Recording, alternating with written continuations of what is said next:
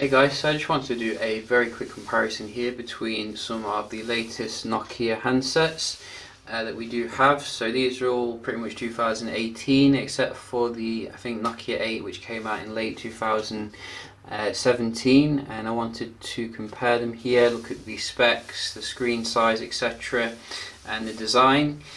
So you can see in terms of the order here, we have put the most lowest end Nokia 6 on the left, followed by the X6, which is I think the newest Nokia device, 7 Plus, which comes in, I'd say, near the top, and also the Nokia 8, which is still fantastic value. You can get them for about 200-300 euro now, so very nice in terms of the spec, and also with a nice kind of shiny design.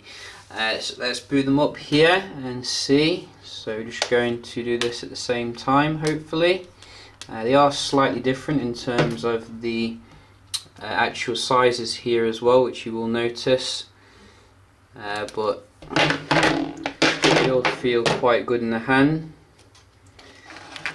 I think the X6 did come on then, but it just takes some time to register for some weird reason. But you can see Nokia 8 up and running fastest here, which I would actually expect. It is running obviously Snapdragon 835, X6, and then 7 Plus, and then finally you do have the Nokia 6.1, which is a weird designation if you ask me, but you can see all of them look pretty similar. In terms of design, I think the 7 Plus is the only one running Android 1, as well as the Nokia 6. These two run their own kind of Nokia skin. So let's just do some performance test and have a look.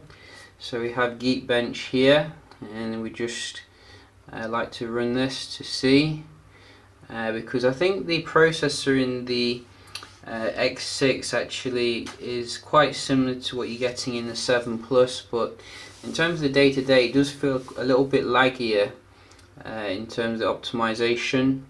So that is quite a strange phenomenon. I think this one was running the Snapdragon 625 as well, so that is a bit of a lower end 6 series processor, but it's better than the last version, which was on the 4 series. So I'm going to speed through this so we don't keep you for too long. So we are coming to the end here now, and as you can see, it's quite predictable. We do have the Nokia 8 coming in first, even though obviously the processor is last gen, still very potent. 7 Plus isn't far behind though, as you can see. That processor in the 7 Plus is absolutely amazing in terms of the efficiency. It gives you good battery life, and you can see very solid performance, very near to the 8 series. You do have as well the X6 here, not too far behind, and even the cheapest Nokia, you can see they've really improved in terms of the performance here, because last year that was way behind the more expensive handsets. So Nokia 8 you can see coming in with the best like raw performance here, but the 7 Plus not far off, particularly with the multi-core score, which is good. What is the X6 going to get? That is a good question here. So you can see as well Nokia 8 is coming with a fingerprint scanner on the front compared to the newer handsets which come with it on the back. Which some people may not like. You know, it's quite a contentious issue where you prefer your fingerprint scanner. The X6 here coming with a bit lower here in terms of the specs. The multi-core is still very decent, but I think, wow, it's called, you can see Totoro. That's the actual model here. That's interesting. So Totoro with the notch, you can see coming in at a little bit lower than the 7 Plus for the raw benchmark. So yeah, I think that reflects my general usability of it. As I said, it does feel a little bit slow in places and a bit laggy, whereas with the 8 it's still extremely fast, particularly on the latest software. And also we do have obviously 7 Plus, very nice and fast and refined usually. So that's weird how it's not loading that, but 6 C is finished as well now, and comes in with slightly worse score here, reflecting of the price.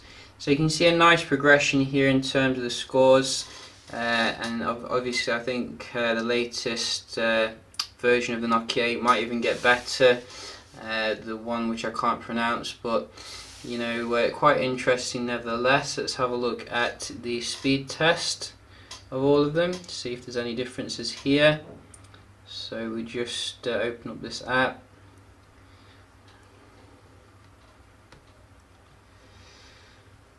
And I don't think any of them actually come with waterproofing though, although maybe the X6 does. I'll have to look into that. That's something that I think that Nokia could look into, because they don't seem to really take that seriously. Maybe to cut costs a little bit. Let's just have a look. Waterproof.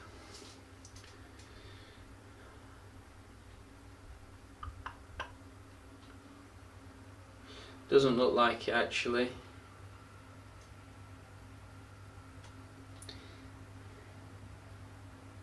It looks like it's actually got the splash proof coating, so that's the same as what Motorola does. But yeah, probably best to keep it away from water, just to be on the safe side. And you can see again, all of them get a fantastic Wi-Fi score here, even the lowest end model. You know, you're not dealing with like 2G like you do with Samsung, and you know, this handset for example, or maybe that one comes with 5G, I don't know, can't remember. Let's have a look. Just wait for it to start up. So this one is going quite mixed in terms of the Wi-Fi. You know, 7 Plus you can see doing worse than the lowest end model here.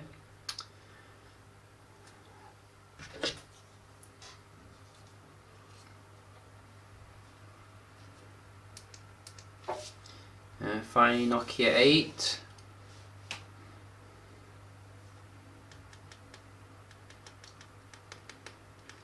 Which may need a charge. But you can see, even though it needs a charge, you're getting that fantastic performance still. So definitely a contender here, Nokia 8, you know, if you want the best processor performance. It is a little bit older obviously, but I think it definitely can still hold its own.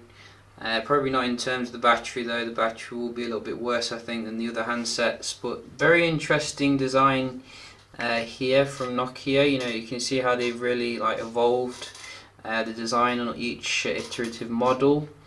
And yeah, hope you found the video helpful. If you're looking at these handsets, I will be doing some other comparisons with the X6, so do stay tuned for that. Hope you enjoyed the video, and I'll see you in the next one. Cheers.